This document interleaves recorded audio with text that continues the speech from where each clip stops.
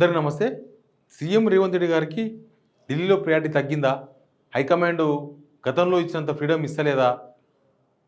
ఏమో మరి కాంగ్రెస్‌లో జరుగుతున్న పరిణామాలంతా దానికి సమాధానం చెప్తున్నాయి కొన్ని పరిణామాలు. ఎట్లా అంటే లోక్‌సభ ఎలక్షన్స్ ముందు వరకు నిజానికి రేవంత్ రెడ్డి గారికి చాలా ఫ్రీడమ్ వచ్చింది. చాలా ఫ్రీడమ్ ఇచ్చిండ్రు వాళ్ళు. అందుకే లోక్‌సభ ఎలక్షన్స్‌లో ఆయన అనుకున్న అభ్యర్థులను పెట్టుకోగలిగిండ్రు. అనుకున్న అభ్యర్థులను ఆళ్ళంతా ఓడిపోయిండ్రు. ఆ ఓడిపోయిన తర్వాత ఆయన మీద ఒక అభిప్రాయం హైకమాండ్ వచ్చినట్టుగా అనిపిస్తుంది. ప్లస్ ఆయన సొంత జిల్లా, మా జిల్లా, మామనార్ ఎంపీ ఓడిపోవడం, అక్కడ ఒక ఎమ్మెల్సీ ఎలక్షన్ ఓడిపోవడం, ఆయన సిట్టింగ్ మల్కాజ్గిరిలో ఓడిపోవడం, తర్వాత జరిగిన పరిణామాలు, తర్వాత సునీల్ కనుగోలు సర్వేలు, ఆయన ఇచ్చిన వ్యవహారాలు, రిపోర్ట్లు, ఇక్కడి నుంచి సీనియర్లు ఈ మధ్యకాలంలో హైకమాండ్‌కు దగ్గర కావడం, హైకమాండ్‌తో నేరుగా వీళ్ళంతా చర్చలు జరుపుతుండడం. నిజానికి రేవంత్ రెడ్డికి ప్రియారిటీ ఇచ్చినప్పుడు వీళ్ళంతా సైడ్ అయిపోయారు. మనం చెప్తే వినరు వీళ్ళు, మనం చెప్పినా వేస్టు, మనం చెప్పి అనవసరంగా ఎందుకు గొక్కోవడం అని చెప్పి వదిలేసిండ్రు. కానీ లోక్సభ ఎలక్షన్స్ తర్వాత వీళ్ళ ప్రియారిటీ పెరిగింది. నేను అంతకుముందు కూడా చెప్పిన. బట్టి విక్రమార్క గారు ఢిల్లీకి వెళ్ళి వచ్చి హైదరాబాద్కి వెళ్ళి ఆయన కాన్స్టిట్యున్సీ మధిరకు పోయే లోపే మళ్ళీ ఫోన్ చేసి పిలిపించారు ఆ రోజు. ఉత్తమ్ కుమార్ రెడ్డి గారు సోనియా గాంధీని కలిసిండ్రు. ఇంకా ఇట్లా పార్టీకి సంబంధించిన సీనియర్ నేతలతో కొద్దిగా మంతనాలు జరుగుతున్నాయి. ఉత్తర ప్రత్యుత్తరాలు, ఫోన్లు, వాట్సాప్‌లో జరుగుతున్నాయి. చాలా విషయాలు మాట్లాడుకుంటున్నారు.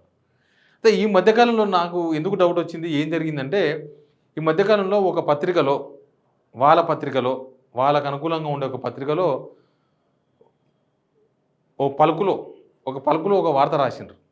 ఆ పలుకులో ఏం వార్త రాసిండ్రంటే కాంగ్రెస్ గ్రాఫ్ పడిపోతుంది రాష్ట్రంలో. అయితే అది రేవంత్ రెడ్డికి సంబంధం లేకుండా పడిపోతుంది. అక్కడనే ఉంది పాయింట్. పడిపోతే రేవంత్ రెడ్డిని బేస్ చేసుకొని పడిపోవాలి కానీ రేవంత్ రెడ్డికి తెలియకుండానో, రేవంత్ రెడ్డికి సంబంధం లేకుండా ఎట్లా పడిపోతుంది? ఎందుకు పడిపోతుందంటే రేవంత్ రెడ్డికి ఫ్రీడమ్ ఇవ్వకపోవడం వల్ల, వైఎస్ రాజశేఖర రెడ్డికి ఇచ్చినంత ఫ్రీడమ్ రేవంత్ రెడ్డికి ఇవ్వకపోవడం వల్ల ఇక్కడ గ్రాఫ్ పడిపోతుందని ఆ పలుకులో వార్త రాసిండ్రు. ఆ వార్త రాసిండ్రు కాదు, రాపిచ్చిండ్రు అనేది కరెక్ట్ పాయింట్. రేవంత్ రెడ్డి గారే ఆయన అనుకూల మీడియాలో ఆ పలుకులో ఆ వార్త రాపిచ్చిండ్రు అని కాంగ్రెస్ వాళ్ళు చెప్తున్నారు. ఇది నేను ఆల్మోస్ట్ 1 వీక్ అయింది పలుకులో రాసి. నేను ఇంత లేట్ ఎందుకు ఇచ్చినంటే దాని మీద రెస్పాన్స్ చూసిన, కాంగ్రెస్ నుంచి ఏం రెస్పాన్స్ వస్తుంది అని. కాంగ్రెస్లో కొంతమందితో మాట్లాడితే వాళ్ళు చెప్తున్నారు అది రాసింది కాదు, రాపిచ్చిన వార్త, కావాలని రేవంత్ రెడ్డి గారు ఆ పలుకులో ఆ వార్త రాయించుకున్నాడు, ఫ్రీడమ్ ఇవ్వలేదు. రేవంత్ రెడ్డికి ఫ్రీడమ్ కోసం ఇది ఒక బెదిరింపు. రేవంత్ రెడ్డికి ఫ్రీడమ్ ఇవ్వలేదు కాబట్టే ఇక్కడ కాంగ్రెస్ గవర్నమెంట్ డౌన్ అవుతుంది, కాంగ్రెస్ మీద జనాలలో అభిప్రాయం మారుతుంది, అందుకే డౌన్ అవుతుంది అని హైకమాండ్ మీద ప్రెషర్ పెట్టించే ప్రయత్నం ఇది. హైకమాండ్ ప్రెషర్ పెట్టించేస్తే అప్పుడు రేవంత్ రెడ్డికి ఫ్రీడమ్ వస్తుందని. ఈ వార్త అంతకుముందు రాలేదు. లోక్సభ ఎలక్షన్స్ ముందు ఫుల్ ఫ్రీడమ్ ఉన్నది, కానీ తర్వాత పోయిందంటే దానికి కారణాలు ఉన్నాయి. చూసారు కదా అభ్యర్థులు ఎట్లా ఇచ్చారో, టికెట్లు ఎట్లా ఇచ్చిండ్రో. ఆయన మొత్తం సీట్లు ఎక్కడ పెడితే అక్కడ పోయినాయి. మామనార్లో 13 సార్లు ప్రచారం చేస్తే మామనార్ సీట్ పోయింది. ఆయన సొంత కాన్స్టిట్యున్సీలో కోడంగల్లో బీజేపీకి ఎక్కువ ఓట్లు వచ్చినాయి. అట్లాంటి సిచ్యువేషన్ ఉన్నది కాబట్టి రేవంత్ రెడ్డి గారు ఆయన ప్రియారిటీ తగ్గింది అని చెప్తున్నారు. అయితే ఇంకొకటి ఉన్నది, అధిష్టానం మీద రేవంత్ రెడ్డి కూడా కొంత అసంతృప్తితో ఉన్నారు. ఎందుకు అసంతృప్తితో ఉన్నారు, ఈ విషయం ఎప్పుడు బయటపడ్డదంటే ఆయన ఢిల్లీ పోయిండు. లోక్సభ ఎలక్షన్స్ తర్వాతనే ఢిల్లీ పోయినప్పుడు ఈ క్యాబినెట్ ఎప్పుడు పూర్తి చేస్తారు, ఎందుకు ఆలస్యం అవుతుందని ఎవరో ఒక జర్నలిస్ట్ అడిగితే ఆయన చేసిన స్టేట్మెంట్ ఏంటంటే ఏమో నాకేం తెలుసు, పోయి హైకమాండ్ అడగండి అన్నాడు.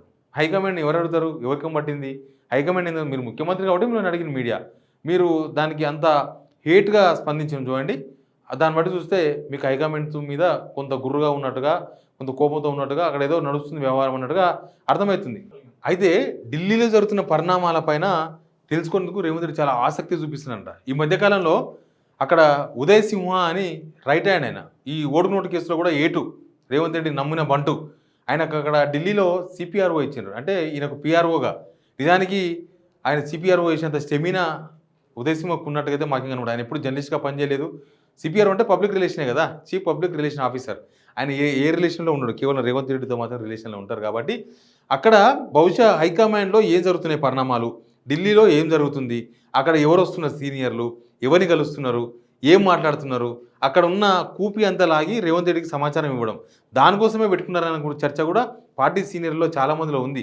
వాళ్ళంతా ఒకరిద్దరితో నేను మాట్లాడినప్పుడు ఢిల్లీలో సిపిఆర్ఓ అనే ఒక పోస్ట్ అవసరం లేదు, ఆల్రెడీ ఒక పిఆర్ఓ ఉన్నారు. పిఆర్ఓ ఉండగా కూడా మళ్ళీ సిపిఆర్ఓ తీసుకొచ్చి పెట్టుకున్నారు. ఢిల్లీ పోయినప్పుడల్లా ఆడ ప్రెస్ మీట్ పెడితే పిఆర్ఓ చూసుకుంటాడు.